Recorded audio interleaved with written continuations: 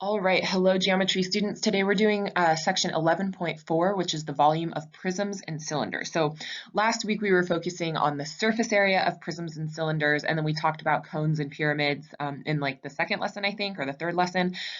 So today, rather than talking about just the area, just what goes around the shapes, we're going to talk about the volume, so kind of what fills it up. So learning target is pretty straightforward. We can find the volume of a prism and a cylinder. Okay, so this is a do now that I would often do in class if we were meeting in person. So as always, I'd encourage you to maybe pause and just kind of think about these questions for a minute before you keep listening to the video. But just think about this for a second. A, describe volume in your own words. You should have talked about volume at some point in your mathematical history. So what does the word volume mean to you? And then the second question is, it tells us that these stacks each have 100 papers. Do they each have the same volume? And this is the one where we always have really good discussions about it in class. So take a minute and pause and just think about those things. If you haven't paused yet, I'm going to get going on kind of going through these questions. We will actually describe volume in the next slide, so I'm going to hang off on that part. But think about B. If these stacks each have 100 papers, do they have the same volume? A lot of people will argue that since this one is kind of like, it looks like it's taller, than this one, that this one has more volume, or they'll have some explanation for why this one has more volume. But if they both have 100 papers, don't they have the same amount of stuff inside of both of them, right? It's basically just we took this stack of papers and just pushed it over, but the amount of stuff inside of that shape didn't really change, right? So I would actually say that those two have the same volume, but feel free to, I guess you could comment on the YouTube video or have some lively discussion in the Teams chat if you'd like about volume.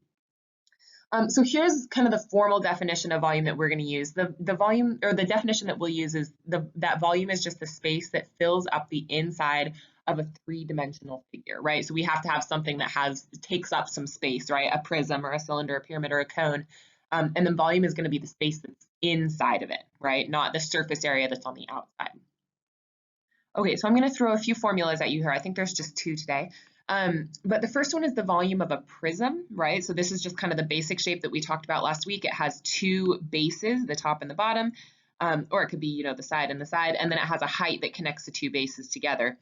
So the volume of a prism is literally just the area of the base times the height of the prism. So we find whatever the area of the base is and just go multiply it times the height, and voila, we have kind of multiplied or figured out how much total space is inside this prism.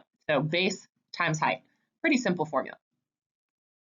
So the volume of a cylinder is exactly the same, but I've written it a little bit differently here. So the idea is the same, right? It's the area of the base times the height of the cylinder, but we know that cylinders actually have two circular bases. And so instead of just saying base times height, I said pi r squared times height, because pi r squared is the area of a circle, right? So if it's easier for you to remember, what I actually kind of have in my head as formulas for both of these is just base times height, and you just kind of have to discern, right? If it's a square, we would use like length times width. If it's a circle, we use pi r squared, that kind of stuff. So you can use this formula, or you can use base times height, whatever works for you. So let's get into a couple of examples here. So in example one, we're going to find the volume. This is a rectangular prism here. So we're going to determine the base first, just like we did last week when we were doing surface area. And we always had to figure out what the base was first so that we could find its area and the perimeter and all that kind of stuff. Because rectangular prisms have multiple sides that are parallel and congruent, it's okay to have different bases than me, right? So I chose, I believe, this bottom side right here, but you could also make the argument that the right and the left pieces are the base because they are both parallel and congruent, or even that the front and the back rectangles are the base because they're parallel and congruent. You just have to keep in mind, right? If I pick this bottom square or rectangle, I guess, here for my base, then this height, 10 centimeters, connects my two bases together, right? If you picked the front rectangle and the back rectangle as your base, then 20 centimeters is the height that connects them together. So I'm going to go with just kind of the base on the bottom, but if you choose a different base, I would actually encourage you, try picking a different base and use the formula and see if you get the same answer as me. So I found out that my base area, which is 24 times 20 centimeters, is going to be 480 centimeters squared, right? Because now it's an area. And then my height, I already mentioned, for my base that I chose is 10 centimeters. So for volume, it's literally just the area of the base times the height, which is 480 centimeters squared times 10 centimeters.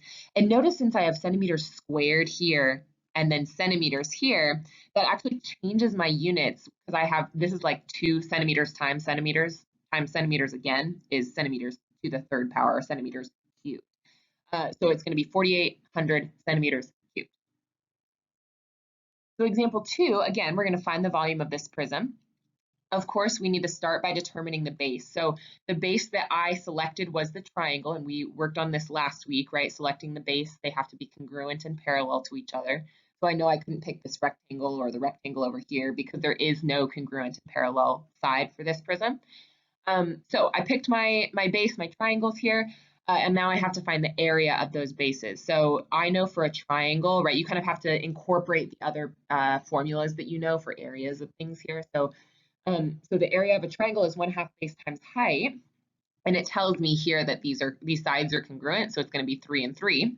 And remember when we say base and height here, we're just talking about just for this triangle, right? We're kind of ignoring the height of the prism at this time. So for now, 1/2 base times height gives me 4.5 feet squared for my base. And then my height, the length that connects those two triangles together, is 5 feet. So now I just multiply them all together, the area of the base times the height, and that's 4.5 feet squared times 5 feet, which gives me a total of 22.5 feet cubed. So remember, volume is cubed, area is squared. Kind of like this is like 3-dimensional, and the area of the base is just 2-dimensional. All right, example 3, we're just kind of cruising through our examples here. So we're going to find the volume of this cylinder. So first of all, of course, we need to determine the base. And because it's a cylinder, the circles right on the top and the bottom will be our base. So the area of that circle, of that base, would be pi r squared. The radius is 3 centimeters, so it's going to be pi times 3 squared, which is 9 pi centimeters squared. We know that the height of the cylinder is 8 because it connects those two circles together, so it's going to be 8 centimeters for the height. So if the volume is the base times the height, that'll be 9 pi centimeters squared times 8 centimeters. And again, you could, like as you're showing your work in your homework, you can put this all together, right? You can do pi r squared, pi times 3 squared times 8 centimeters, and just kind of put it all in one row and then kind of show your work as you simplify it. So when I multiply those together, 9 times 8 gives me 72. I'm going to leave it in terms of pi, and then centimeters squared times centimeters gives me centimeters cubed. So 72 pi centimeters cubed. All right, example 4, we're actually going to start finding the volume of some composite figures. So we have this nice shape over here. We're going to find the composite volume. I actually used to teach this a little bit differently, so I'm going to show you both ways, and you can pick whichever option you like. So the first option, the way that I used to teach it, was to actually just like separate the shape into 2 completely separate recognizable polyhedrons, and then find the volume of one and add it to the volume of the other.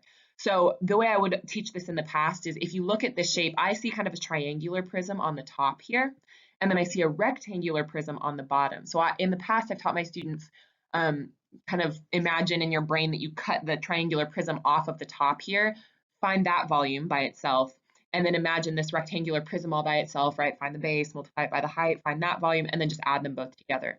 What I found was that students had sometimes a challenge with thinking about the bases, right? Because the triangular base, there's a base up here, multiply it by the height, which in this case would be 17 inches, right?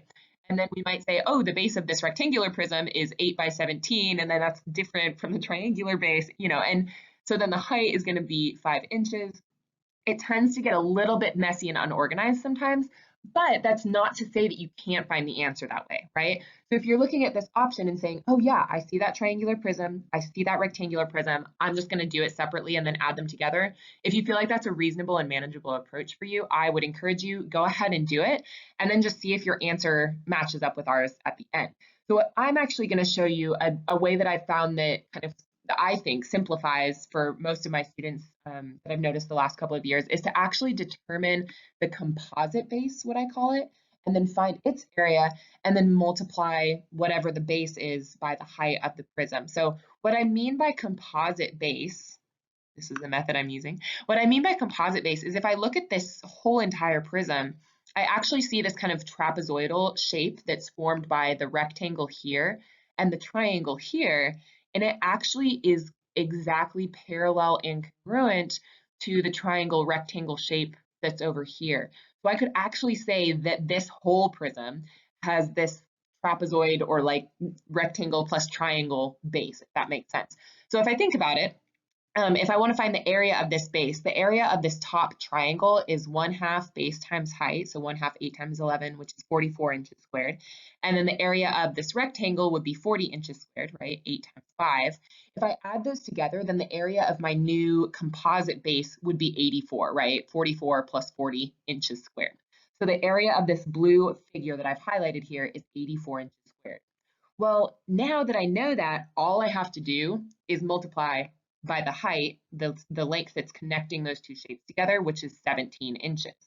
So to me, this is a little bit simpler in terms of like showing work and identifying bases and identifying heights and things like that. If I multiply those together, the area of the base times the height, that gives me 1,428 inches cubed. So again, if you're feeling like option one makes more sense to you, absolutely feel free to go ahead and do it and maybe just do all of your math and make sure you end up with the same answer at the end. All right, our final example. I know there's a lot of examples today, but in this example, we have a smaller cylinder that's been cut out of the center of this larger cylinder, and we want to find the total composite volume. So the way I usually explain this in class, and it seems to be kind of ironic or maybe very timely right now, considering the coronavirus, but I usually tell my students that to imagine that this is a roll of toilet paper and we need to just find the volume of the toilet paper. So we're trying to imagine, right, if we, toilet paper rolls don't have anything in the middle, so we just want to find the volume of the paper essentially. So the two options that I said on the last slide was either you could find this total cylinder volume, right? The radius here would be 3 centimeters, so you find this whole thing and then subtract out the volume of the smaller cylinder. My personal preference is to find the area of the composite base, right? So I kind of figure out what's the area of this base without this little piece in it, and then I can just multiply that by 5 centimeters. So again, either way is going to work. We just need to end up with the same answer at the end.